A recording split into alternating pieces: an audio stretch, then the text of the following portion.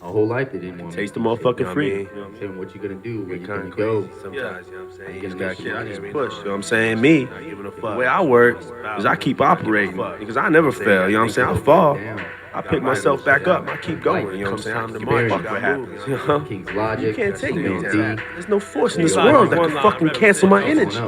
Fuck it, you know? Let's go, man. Yo, key, what? I'm back. Lace the track. Already twisted, no need to introduce. Get lifted one line. Political rap, milk, killing cancer like pills. Pop the general, it's arsenic. Retarded to the flame. Go against the grain, feel the same numb pain. Fuck shots, grab the bottle. Getting hollow, run for cover like the day after tomorrow. You can say it's chill, life's cold, but keep it real. Undercover, lost the battle, but still won the war. Dark side of the force, mind trick, transform. Jedi John Connor, doing what you wanna. Puffin' nails, hydroponics, getting lost in the madness. Sustained at the level that you practice. On my own planet while I bring it back to Earth. Crashing like a comet and I'm coming feet first. Fuck that, already spent and it ain't no apple pie. Try to tell the truth when you living in a lie. Hello, what's up? Welcome back to Tales from the Chris. I'm your host, Chris Wyatt, mucosal melanoma survivor, thriver, and advocate. Here we go with part 2 of our episode with Robyn Fibe. Dope. I know, and That's and so cool. I love that about even sometimes my oncologist will email me and he'll say, "Can I give your number to a new patient?" And I love that he can. I love that he can count on me too. Help us. Yeah, when you get the connection with your doctors, where they're reaching out. I mean, I've had my dermatologist has done it, but she didn't ask like to give out my name. I don't know that, but she just to tell my story. I was like, please, you don't need my permission. Yeah. But thanks for asking. But yeah, please tell my story. Same thing. My oncologist. I was like, no, I'm not worried about HIPAA, whatever. Says, tell them. I'm not worried about HIPAA. Just give them my name. I'm gonna start. I mean, here's what I think I'm gonna do. Like, I'm gonna just make me a bunch of brochures about me and go drop them off in my oncologist's office, my general practitioner's office, the surgeon that did my, that surgeon, proctologist office, like anywhere where you could like possibly maybe get diagnosed with melanoma. Go put all of my that, and then just just start putting that in all the waiting rooms, and then just have like a little brochure with a QR code, takes you to my link tree or something, and then you can be like, oh, cool. Good idea for you too is reach out to the American Cancer Society because they don't have very many melanoma. I've reached out because they have my name as well for Minnesota, and reach out to them. To the American, so the ACN.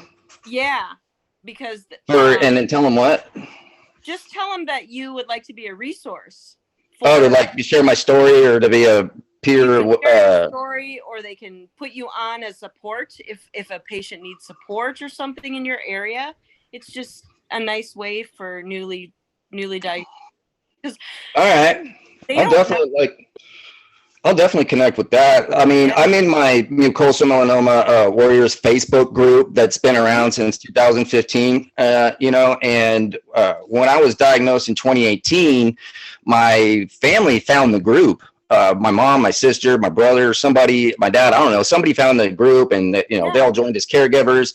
And then I eventually joined the group, but I wasn't, I removed myself. I remember, I think it was probably I wasn't on it long and I removed myself from it because it was too scary to see like, oh shit, this is, a lot of people, it's really rare and people, a lot of stuff doesn't work. And I didn't want to see any of that. And I was like, oh, you know what I mean? It was just my head and it was messing up my whole positivity thing, you know what I'm saying? So I disconnected from it. But when in 2021, as I started looking into everything and stuff, I rejoined that group, and it started sharing my story. And that's when it was like, oh, it's really impactful, because it was like, and then now that, the drug, for my clinical trial, it went through BLA approval, the FDA and stuff, and they actually set a date. They had a announcement yesterday. They did a press release. They said November 25th of this year, which is like Thanksgiving weekend. It's on a Saturday, November 25th. I don't know. But that's the date they put on that they, what I'm saying, it says like should be available commercially. I mean,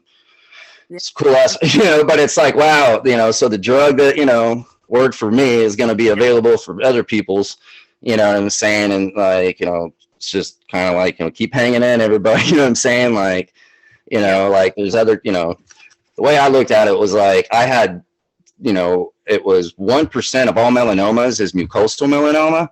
Yeah. So that was like, I was super scared out of that, out of the, you know, the gate. And then you started learning, you know, later on that, okay, out of all of mucosal melanoma, 50% of that is like up in the head. You got sinonasal, the head, you know, and you're like all the parts up here, hard palate, nose, all the, you know, all that stuff. And then, you know, about 25% of it or less is, you know, anal rectal. And then the other 20% or so is, you know, vulva, vaginal. And then 5%, you know, penile or whatever. And then, but I was like, okay. And then, so I'm like, even of a smaller group, you know, and then out of that, like I was 36 when I was diagnosed, and I'm trying to go look up, you know, on the internet. I'm like, where's the other 36-year-old dudes, you know, that have this, that are still, you know, I was like, you know, the only person at the time, and, you know, it was and I barely found her, but was JB.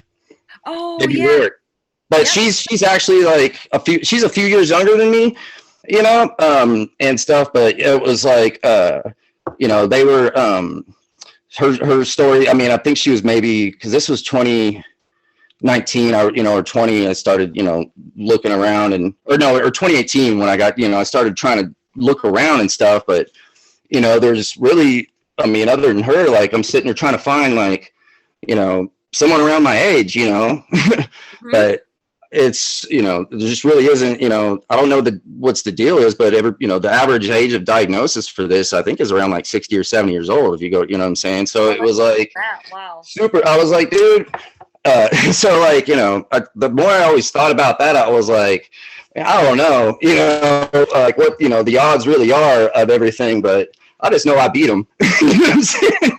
And that's just, I feel so good literally about, you know, that's the thing is, it's completely changed my whole like outlook of like everything I am, because when I, you know, share my experience and stuff, and it's like, you know, it's impactful, you know what I'm saying? I know it means a lot, you know what I mean? And so it's like, you know, survivors.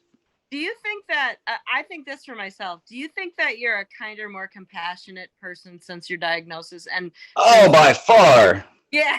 You know, I've had a few moments, you know, that were kind of fresh, but overall, yes. I mean, that's why it's like, I'm not making decisions on money. It's always like, you know, let somebody else go in front of you, you know, just be nice, say hi to other people you don't know. I mean, like, I always try to think, I mean, it's definitely, a lot of the habits are different for me. So it's, you know, it's like, you know, doing something different, trying something new, but at the same time, it's just remembering like, man, like none of it, you know, none of the like negativity needs to be anywhere for anything. I mean, I don't, you know, it was just like, yeah, you know, I mean, exactly. Every morning I wake up and, you know, because I'm reminded, because I'm all sore and stuff, my muscles, like all, you know, all the different, you know, drugs, you know, and surgeries and you know, the whole thing. And like my body just, you know, and stuff. And I'm like, oh man, you know, I don't care, you know, yeah, I need to go clean this, and nothing really matters, because I'm like, oh man, okay, I'm gonna get to it.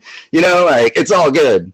I always feel like when I'm out and about, like you were saying, I'm always the one, you know, talking to the cashier, like, how's your day? And, you know, being nice to people. Just trying to say what's up, spark conversation, like, you know, hi, you know what I mean? Because people are so quiet, you know what I mean? Like, unless you see, helping, volunteering. I do, you know, a lot more volunteering with people now. And you know that I'm with Connect Melanoma with Pat. And I was gonna like ask, because I talked with Patrick, you know, and so, but he, like, you're his godsend, you know what I'm saying? Like, so, how long has it been that you started with Patrick on that? Like, I started my, when was that? Group. I think I met Pat in 2000 and, oh my gosh, he's so good at dates, because he's got. Yeah, he's really good. 2016, 17. Something like that. That sounds about right, I think. Yeah, because I remember. You know, as soon as I was diagnosed and got through most of my stuff, I started doing educational seminars, and I did them for students. So I was able to connect with middle school and high schools and colleges, and I would go into the health class and talk about sun safety and melanoma awareness at a 45-minute presentation. And then I hooked up with the Melanoma Research Foundation and went through training to be a support group person. And I started my first support group, and Pat was my first connection, or the first person who came to my support group. And so Pat and I have, and that was an in-person support group in Minnesota, right? It was, yeah. And we've been super tight ever since. And he quit his job, as you know, and started Connect Melanoma, and I'm the director of education. And so I've continued on, and I love doing the in-person presentation. So I've been fortunate to continue. I've done lifeguards. I got lifeguards coming up again. I do a St. Paul safety. Summer season starting. Everybody's out of school. All the pools are opening, right? I mean, this weekend, it'd be Memorial Day weekend. Everything's officially opening, right? So yes, I do lifeguards. I have a St. Paul safety camp where I meet with kids. That's super fun. 6 to 12 years old. I've done public. It's all like elementary school or middle school, elementary, middle school. Elementary. They're elementary.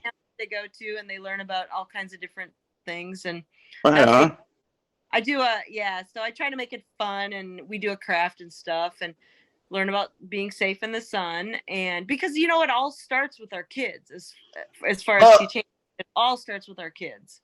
And then, so throughout the school year, are you still showing up at health classes throughout the school systems and doing the educational and no? COVID stuff really put a kibosh on the in-person thing. I did do a video for the Minnesota Department of Transportation. They required a sun safety video. I made a video for them, which was really neat. It was the first time I'd done anything without a live audience, so it was kind of hard. Without getting interaction. Yeah, you don't feel the room necessarily. Yeah. And then I've done. I was invited to speak at what was it called? It was a meeting for outdoor workers for Minnesota, South Dakota, North Dakota, and Iowa. It was anybody that worked in construction or anything, like whatever, anything that was outdoors. Highway workers. Oh, okay. Yeah. Oh, yeah. That was awesome. So I hope I get invited back to that. But I really enjoy the in-person presentations more than. Well, that's something I was gonna want to get more into, because I want to do something like that here in North Texas, because I don't know if anybody's actually doing any of that. And so, to really just go and talk about mucosal melanoma, it's like you don't know what causes it, so I can't tell you how to prevent it. But what I can tell you how to prevent, is melanoma, from the skin, because now, since my clinical trial, I don't have any moles on my body, at all, from all the vitiligo prior to it, and then the actual, the whole teal process, it completely, wiped me out and started me over, you see all the white in my eyelashes and everything. Oh, yeah. So any of the color, is a little bit of the melanocytes, trying to peek through and stuff, but I don't have a single mole in my body. But if I don't put on, this right here is even surfwear UPF protection, and stuff. But straight up, especially my neck, and my neck is the worst. It's the most exposed and everything. But yeah, I get red. Look how white I am. You know what I'm saying? There's no room for getting sunburnt like I did, because I was born in Colorado Springs, and when I was 6 years old, I moved from there to Irvine, California, which is Orange County, so I spent I was on swim team when I was in first grade. I was at the pool all the time. I was on at 15th Street, Newport Beach constantly, or Huntington down by the pier, or, anywhere down up and down Orange County, those beaches. But I grew up out in the sun, but out there, they were real big on wear bullfrog. I wore a lot of, that was the strongest sunscreen, I think, that was known at the time. I don't know if it's still considered stronger than just any other sunscreens now, but in SoCal at the time, because there was that, and everybody was putting that Zinca stuff on their nose that was all highlighter. You remember that, in the early 90s? The bright highlighter colors, protect your nose and stuff. Exactly. But, I grew up with pretty good sun safety as a kid, because it was just I was constantly outside, and it was all right, come here, you're gonna put the sunscreen, they rub it in your back, and you're you go, when you went to the beach with your buddies, it was here, man, I'll spray you, or I'll get you, dude, you get me, you know what I'm saying? It was because getting burnt, I had it happens once, and you're oh, never again. And that's why I think in Minnesota, we're one of the top states that has melanoma. because I think people that live in California, Florida, those states where you have sun all the time, people are more aware, and they use sunscreen and they use UPF protection. We get to Minnesota and we have 7 months of winter, and when you see the sun, you're like, oh my gosh, I gotta go outside. And people don't wear sunscreen here. They're not. So yeah, they need. And if you look at like the rates, you know what I'm saying? Like, I don't know, like if it's like really particular per state, but like it sucks everywhere. Like I mean, that's what I want to do, like what y'all are doing in a sense. I don't know if there's any kind of specific more certifications I need to get. I got the CME, from the MRF, like the Certified Melanoma Educator, but like I said, to create like some pamphlets and stuff, and then be able to go, like you said, like to schools, you know what I'm saying? Like, and, because I live right next to an elementary school, and stuff. And like, we have all our little neighborhood Facebook groups and stuff, but, I also live in a small town. I mean, like we're wedged around like other like little bigger towns and stuff, but Melissa's small. We don't have a grocery store. We have to go to the next town. They're still trying to, I think they're building one now. What I mean? Like, but yeah, a lot of people still have land and cattle, all this stuff. You know what I mean? Like, okay. and the next town that does have the grocery store is still a small town because it's got a Brookshires, and stuff. But it's like, I mean, I try to look it up all the time. There's no melanoma education classes. You know what I'm saying? So like, that would be perfect, you know what I'm saying? Like, because I'll always lead to me being able to tell my own story, which I love to do. You know what I'm saying? So it's like, start by doing this, and then I could lead into doing that, but there's a need for it, I think, everywhere. Like, but I mean, I don't, and Julie Frampton lives like an hour from me. She lives south an hour from me. She's the coolest. Like, I met back up with her at the Aim at Melanoma walk that was going on the 5K we did in Dallas, and so I just showed up as a volunteer, and stuff. And then but there's not like a huge presence, you know what I'm saying, like in terms of, I don't know, any like none of the main melanoma foundations, which I call like the top three. You got the MRA, the MRF, and like AIM. There's not like Dallas doesn't have other than AIM's 5K. I mean, I don't know if the MRF or the MRA has any actual events like in the area, or anything. And so like, or at all, like, because I don't ever like, I would know about it. You know what I mean? Yeah. So right. But I mean, you can start it on your own. That's what I did. Well, yeah. Well, what I'm doing is this pickleball tournament, so I'm gonna we're running that just to kind of, this be like a first go at it, but then after this, be able to like take notes on how to make the next one be a lot more effective. But it was originally set for May 20th, and there's too many like graduations and things going on, to really get people committed. And I mean, think about it, that is a bad time, so we bumped it into the middle of the summer, which is Saturday, June 24th. And then we lowered the, the entry fee, to something, it's a mixed doubles format, round robin. I don't know, much about pickleball, but it's like, it'll be like ladies and then couples and then men's. And then, but we got, I had a food truck. I got to get a replacement because I had to change the date, but that's no problem. But I got Tufts Brewery, which is local brewery that's coming to sponsor. We got this other hydration company. I got some swag sent to me from the MRF. I got some Sunstrips from Sunstrip sent, some of those. Those too for my presentations. Yep. Yeah, so they connected with me.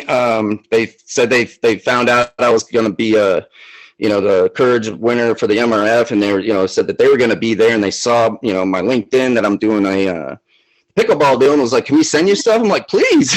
But but yeah, the MRF hooked up a bunch of cool swag. I got sunscreen, little educational things like straws, and then Erica from Little Ultraviolet. Oh, you got keychains? Oh, I love keychains.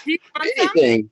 Hey, yeah, I mean, whatever's clever, I would love, because we're for swag item bags, but then we're also coming up with like auction items and raffle prizes or something, but I got a Just Giving page set up for the MRF and everything. So it's like, well, if you can't come or, you know, you can't play, but, you know, it's like the field's 100 players, but then, you know, expecting spectators to just come and hang out. I mean, the total thing will go from 8:30 to 3.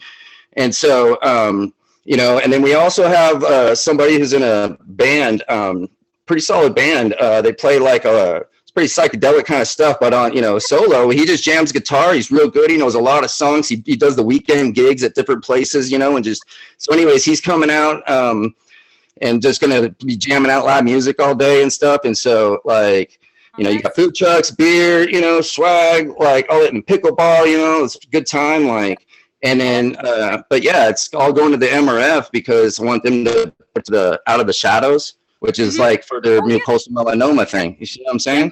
I've seen that. Yeah, I've seen that on there. That video. Yeah. And I asked her, I was like, you know, and I've even talked to JB about this. I was like, we should do another video, like an updated video, a newer bit, you know what I'm saying? Like, because that video they shot like in 6 or 7 years ago. Or no, it was not 6 or 7 years ago, but yeah, like, no, 2018 or 19, 4 or 5 years, I don't know. But we could, you know, do more, you know, shoot a new one. Update, yeah. Yeah, let's do some more. You know, why not? That's the whole thing is when I was diagnosed, you know, you go to Google or not Google, but, or just anything, you go to look it up, you know, and there's really nothing. And so I always told myself, you know, when I make it, you know, I want to, you know, I'll go back and I'll, you know, eventually create, you know, I want to be able to create, you know, enough of my name out there to where it's like, yeah, like there was one of the more first things that pops up, you know, instead of like further down the page, you know what I'm saying? But like, instead of like the outdated material or like, you know what I'm saying? You want to see like survivor stories and, you know, like you said, first impressions. You know, because my first impression was like, oh my God, you know, my doctor literally said, don't look it up because he knew that metastatic malignant melanoma is bad news, you know, and this was like a Friday. And so, you know, I was like, oh shit. But, you know, and this was like 3 o'clock and like, you know, the doctor's office is always closed at 4. So I had to like hang up, you know, he gave me the number. He's like, hang up with me right now, call this number, get an appointment. You know, no, as soon as you can. And so I was like, cool. But they couldn't get me in for that Monday, but they got me first thing on the following Tuesday. And so he was like, yeah, don't tell anybody and don't look it up. And I was like, you know, I was single and everything. And I was like, oh man, like, I'm not going to go through this weekend, like knowing this and not telling anybody and stuff. So I did, you know, call and tell all my family individually and let them all know and everything and stuff. And that's why, you know, everybody showed up and came to my first appointment and everything and stuff. And but I was like, man, but I told them don't look it up. Of course they did. That's what I'm saying. I didn't, you know, I think I might have just kind of did it once and I was like, oh shit, you know, shut the laptop, you know what I mean? Like, but my family, you know, I could see it in their eyes. I was like, oh man, like, you know, not a, you know, that you can tell like, you know, this is serious, you know what I'm saying? Like, yeah. And so, like, you know, just stay off Dr. Google. And sometimes it's hard because you really, it's tempting because you're like, you want to find what you're looking for. You want it to be justified. Right. A lot of, you know, I always say you're not a statistic because, you know, there's so many statistics out there. You're not a statistic. You're a human being. You're not a number. Just, you know, that's a big thing is because, you know, it's like, well, 50, you know, or whatever the statistics are that people don't make it. Well, you don't. Yeah. That person, you know, that. Person. Well, you know, like, or did you ever get this feeling when you're at the hospital or anywhere, but when they talk about, you know, you and they say, you know, your case, and it's like, I'm not a case, I'm a person, you know, and stuff. And it was always being like a partner with your doctor rather than a patient. You know what I mean? Yeah. Like that is huge. You know what I mean? Like your oncologist sounds super cool, you know? I mean, I was real lucky because my local oncologist, super cool, still like, you know, see her and stuff. But she immediately at that first appointment was like, you know, they were all talking, you know, cancer talk, you know, and stuff. And my mind's just going, woo, you know, and it was like, you're in a gown and you're getting looked at and, you know, just, you know, and you're like, but she was like, you know, you need to, see a specialist in this, you know, somebody, you know, and so she's the one who recommended go to MD Anderson because, you know, I'll start I'll start making the calls and you start doing this. And, you know, the next morning she got me in for a PET scan before the place like even opened. You know what I mean? Like that's how it was dark outside. It was like, I remember waking up at 4 a.m. I was there like at 5 something, you know, the place didn't open until like 6:30 or 7. That's how they squeezed me in. I was like, oh shit, you know, but it was like, dude, you know, it was like sense of urgency out the gate was huge, you know? And so like, if the person you're not seeing is not immediately like an expert in it, but then you know, it means so much when the person that is looking at you goes, well, I'm not the expert, but here they are. This is where you should go, you know, because I did that, you know, I got to MD Anderson and, you know, that was, at the end of July, sometime in July still, you know, and then I was under their care for like a little over the next year until literally MD Anderson couldn't do any more for me. And so they're like, you know, here's your options, but, you know, you should go here, you know, because I asked my doctor, and I was like, dude, if this was your kid, bro, I mean, what would you do? And he's like, man, you should go here. And so I was like, yep. And so that's when he pulled up the list. And I always respected my doctors that were like, dude, like, you know, honest opinion, like straight up, like, you know, don't that doctor ego thing, like, you know, oh man, you can sense it. You know what I'm saying? I've seen it, you know, I've felt it to where, you know, I initially had to get my doctors in Dallas to talk to my doctors in Houston, you know, because, you know, Texas Oncology, MD Anderson, they're always like, you know, oh, they call me, I don't call them. You know, or vice versa. Nobody ever called and this and that. And I'm always like having to check up. Did you call them? Did you call them? Did you need it? You said, you know, oh, they said they talked to you. You know, and I was like, come on, keep me in the loop. Well, you know, if y'all ain't in the loop and I ain't in the loop, like I need to be in the loop. You know, it's like, but you can sense that ego. But you can just respect so much the doctor that admits, hey, this isn't my specialty. You need to go here. Yeah. I mean, that's because it's like, you know, when it comes to, you know, you can't just be a jack of all trades. You know what I'm saying? You have to be somebody that this is what you do all day, every day. And I remember thinking, because I was, you know, my career prior to cancer at one point in time back in the day, I was a recruiter for a firm, and I recruited senior level, independent, SAP contract consultants, you know.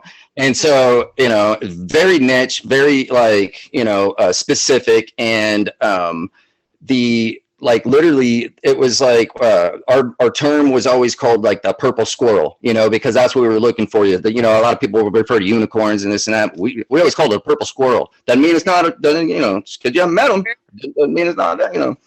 And so, and it was like you really had to like make sure you found somebody that had experience as a, you know, as a senior level, which is 10 plus years or something at the, you know, for what they were. But it was like that had experience being as a contract person, not like as an employee of somebody, but on their own, you know what I'm saying, with reputable references, you know, and this and that. But like it was like, you know, you got to find that niche kind of a thing, and they're out there. It's just you got to put in the work sometimes and this and that. And that's kind of how it felt. You know, I was looking for my doctors and everything. It was like, you know, if you find somebody with experience, I mean, because I was paying people, you know, through a company for what we were doing. You know, these guys were making like hundreds of dollars an hour plus expenses to like, you know, go from this one dude I remember went from like California to Colorado, you know, to go, you know, a little less than a year. I can't remember, at least almost or something, but to go do these migrations, these SAP migrations and stuff. And like, it was like, you know, but he was the guy. And so when you have the, you know, my specific thing, it was like, okay, who's had mucosal melanoma? Who's had anorectal mucosal melanoma? Where's your doctor? What do they do? You know what I'm saying? How do they do it? You know, what's, you know, yeah, like who's the ones with experience, you know, because a lot of doctors would be like, oh, I do a melanoma. Okay, well, what kind? You know, like, because you know, when you think about it, you got what, like acral, uveal, ocular, mucosal, cutaneous, like pediatric. I mean, and that's something that's like, Julie, I was talking with her about that. I mean, what the, I mean, wow. I mean, that's gotta be, that's even harder to find. Yeah. I mean, just, I mean, like, when did that become a thing? You know what I'm saying? It just blows my mind. That's just, you know, there's so many, I mean, but it's like, you want the best in that, you want the best doctor for your type of melanoma. You just don't want any sort of general. Well, yeah. You know, like, you know, those guys that are like, yeah, I'm Jack of all trades, and I work this and I work that. And it's like, dude, you know, like, you know, if you're the only person within whatever, you know, and like you have no choice but to be that guy, then that's one thing. But if you're in an area, you know what I'm saying, especially like when you go to these other big up, you know what I'm saying, like, yeah, like, you know, you have a radiologist at a radiologist oncologist, a surgical oncologist, you know, you have your head dude, you know, that's like kind of, you're running everything. But when you have like systemic treatment or whatever specific treatment you're going to do, you always, you know, that's the new guy that's like leading the ship for the moment. You know what I mean? Like, I always called my oncologist, Dr. Markovich, I call him my quarterback. Oh yeah, he's the captain. Yeah, he's the captain of the ship. He's the head of the realm. Team. So he handpicked my neurosurgeon who works with melanoma in the brain. He handpicked my surgeon for my breast and my lymph nodes because that's what she works with. And that's what I loved about him is he was the quarterback. He's gonna pick and choose the plays and what we're gonna do. And who we're going to use on that play. And you trust them, you know? So it was like, whatever you say, you know, we're on it. You know what I mean? Like, it's just that, you know, doesn't it like make you feel just so much more at ease though, when you know, you're like, all right, they got my back. They know what's up. Like the sense of urgency, like my doctor down in MD Anderson would always tell me, like, especially when it came to side effects, he'd be like, you need to let me know 2 days before it happens. That was kind of his way of saying, like, immediately, you know, because when I got colitis, I could feel like he was just so, that whole disappointing, like, Chris, you know, like, what did I tell you? You know, and I'm sitting here because in my mind, I was in denial of it because I so wanted, you know, it not to be that, I think, you know, because I wanted to continue to keep doing treatment because I knew that would stop, you know, once you get colitis, no more treatment, onto the prednisone, you know, and literally, like, you know, I did 6 doses of Ipi-Nivo, and it was, you know, the second, you know, because it was 2 and then a break for some other stuff, and then I came back and then did 4 more. You know, well, towards that last, like, 3rd and 4th, you know, like, it was definitely kicking in, but I was just like, you know, I gained so much weight and everything. I was just thinking, like, oh, you know, I ate too much, because right after the very first sign I remember was Easter that year. And I remember, like, going to the bathroom afterwards going, oh, man, you know, because, you know, it's a feast, you know, I ate, like, you know, all of this and that, you know, and I was like, oh, I'm so skinny, you know.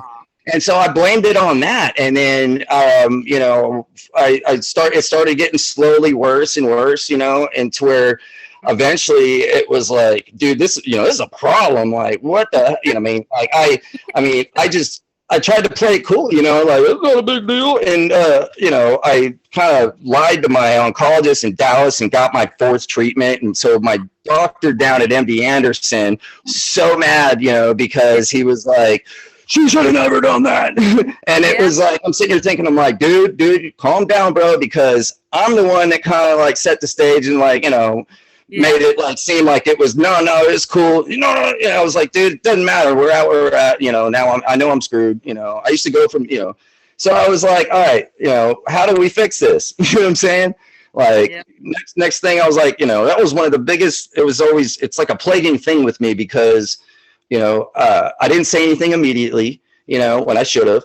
Same thing when I initially got diagnosed. I thought I had a hemorrhoid, you know, and I didn't go get it looked at, you know, or something, you know, because, you know, I just. Well, why would you? Why would you think that, though? Yeah, I mean, I don't want to think the most negative thing, like, oh, man, I don't know what this is, got to go get it looked at, you know. And then it wasn't until this external lump grew in my groin, you know, a little to the right of, you know, my junk. You know, and initially I thought it was like because it's, you know, the very first sight I was like, oh, is that an ingrown hair? Is that a little pimple? I was like, you know, and then after that it just got bigger, and then I was like, wait, that's not a, you know, it's not something you just pop or something. That's not happening. And I was like, that's when I went and got them all looked at, and that, you know, but I did the biopsy on the lymph node first, and why they were, you know, because they thought I had a hernia, and so a femoral hernia. Have you ever even heard of that? That's really rare, they said. It's really rare, you know, so there they go with the rareness. And I'm like, you know, okay, well, he's like, well, you know, we'll do a surgery, and if it's a hernia, we'll fix it, and if it's not, you know, we'll get it out. And when I woke up from my surgery, you know, he was like, oh, well, you know, it wasn't a hernia, but it was a lymph node, and we caught it all cut out. We got cleared margins. It's scoffed to pathology, and then I had this was like the beginning of the week. It was like a Monday I had this surgery, and I had that whole week off. It was the week of July 4th, so I could do that, and then also go to the proctologist to get my hemorrhoid looked at, and so like the day after July 4th, I think it was, like my stepfather Bucky comes and picks me up because I was on pain meds, and I was just I had surgery that week. My brother took me to surgery and home, and then a couple of days later, after 4th of July, he picks me up. We go to the proctologist's office that morning, and he calls me back. My stepdad hangs out in the waiting room, and then we go back there, and I change or a drop trowel, you know what I'm saying? He goes and checks it out, and immediately was like, dude, didn't you say you had a surgery this week? And I was like, yeah. He's like, what's your pathology? And I was like, I hadn't come back yet. It's going to come this week. It should be any day. And I could tell in his voice, and I was like, well, why you say it? Doc, what's up? And he was like, man, because it looks like cancer. And so he's like, but I'm not gonna prescribe anything. I'm not gonna cut anything. He's like, we're not gonna do anything until you get to pathology first. See what's up. And so, and it was like that day or the next day, that's when I got that call. And so after I got, went to the oncologist at first, I got my PET scan, and just make sure, it was like, okay, you still have the spot on your rectum and anywhere else. And so they were like, okay, didn't really show anything other than the rest of the spot on my rectum. And so I had that cut off the rim of my rectum, and he got clear margins on that, and then I got, down to MD Anderson. But if I would have known what I know now, I could have done like neoadjuvant therapy, and done immunotherapy first. And then, even if it was only one dose, I've known people that's what they did. They did, one dose of immunotherapy, then had surgery, and it made the world of difference, because I've seen a lot of other people, to where it's like, it's adjuvant, where they just do it afterwards, and it's already chasing it, because it's like the surgery seems like, the cells like say that the knife's coming, and it already starts running. And so like, even though you get clear margins, you've already had some escape, but you don't know it yet because they're so small. Right. So, but if you do systemic therapy first, and you get it to where it's at before it starts, wanting to escape, then you cut it out. You know what I'm saying? I just see it happen all the time, like, especially in the mucosal melanoma realm. Right. Yeah. Like doing what you're doing in terms of like all the sun safety and everything. Do you follow a lot of like what all the different like treatments that are going on and what people are doing? Are you following a lot with all that kind of for the skin cancer world? I follow some. It just seems like there's always something new popping up. There's some that I haven't heard of. But yeah, I follow some. I just went to the Mayo Melanoma Symposium last Saturday, and we talked about some of the newer treatments that are coming up, and or what's kind of in clinical trial, and what's and it's pretty interesting stuff. What they're they just tweak them a little bit, and it's I'm not a very sciencey person, right? So when they talk about blockers and this and injecting this into these cells, it just goes over my head, but it is really interesting on what they are coming up with. So do you do any of the CDMRP peer review or consumer review work, or the MRP work, or peer MRF and that kind of, are you into that realm? Right. I've been on the CDMRP 3 years now. I've been a peer reviewer 3 years. So yes, I do that. So it's to me, it's interesting to learn. Okay, we get we advocate for the 40 million, right, from the DoD, and then to go on the CDMRP, be a peer reviewer to kind of figure, okay, this is the research that they're going to be working on with this money. Yes, for this money. Now here's the money. Now we get to decide who we can try to help. Where it's going to go.